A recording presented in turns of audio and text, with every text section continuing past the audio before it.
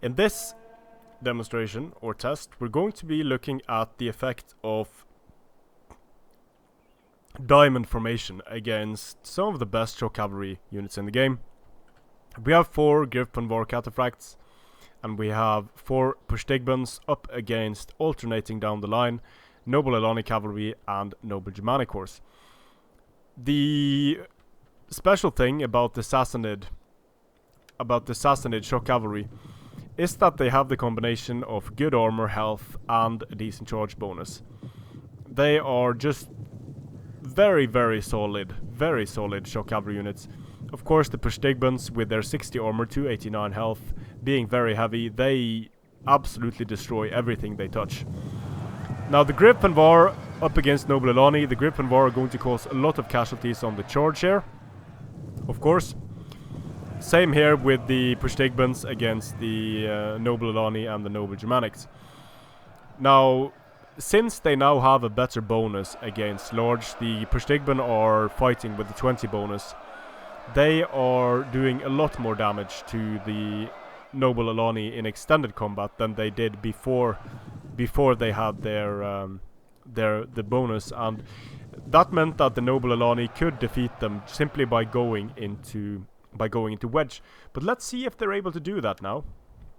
Here we have the wedge engagements. Noble Anali cavalry, they do take less casualties on the charge. They still take a significant amount of casualties.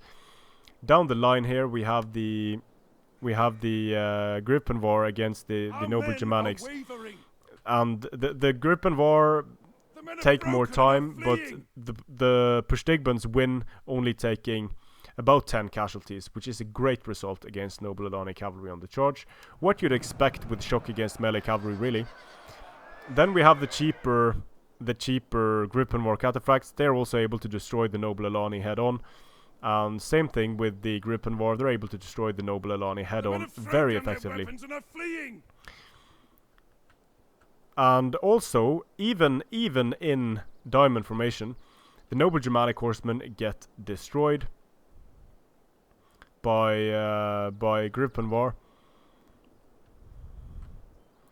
Same thing should happen here with the Pushtigban Cataphracts. They are doing a great job. And the Noble Anali are able to defeat the Gripen War at least. Let's see if they're able to defeat the Pushtigban as well. And yep, the Noble Anali in wedge, still the best anti-cavalry unit in the game. It hits way above its weight class against both melee cavalry and shock cavalry. So and this is one of the reasons why Noble Anali has been heavily limited or outright banned in tournaments, because it hits above its weight class. It's very cheap, and fighting 6 Noble Anali is just a nightmare for any cavalry setup, really. But the thing is, it has to be in diamond to be able to do that reliably. So when there are Armenian slingers on the field, things start to look very different, because when there are Armenian slingers on the field, the Noble Anali will either get hit by slinger fire on the way in, or the slingers will be able to deal with the skirmishers and the infantry of the Alans very easily. So the Sassanids are very strong now, which will be showcased in a few battles that I'll upload. Strength and honor.